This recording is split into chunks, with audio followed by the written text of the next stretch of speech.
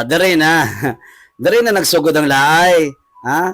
Mao di ay nga dili gyud ninyo pa imbestigahan ang flood control project diya sa Kamara o sa Kongreso kay gusto ninyo maghimo muglaing mga grupo na mag-imbestiga na kunwari independent commission para sa infrastructure investigation para malihis lang at di kayo mabuking. Oy, Sandro Marcos, ha?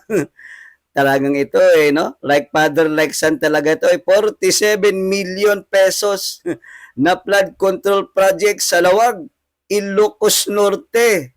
Ha? Nag-collapse, abay, hinimatay, tinamaan ng bagyo, baha.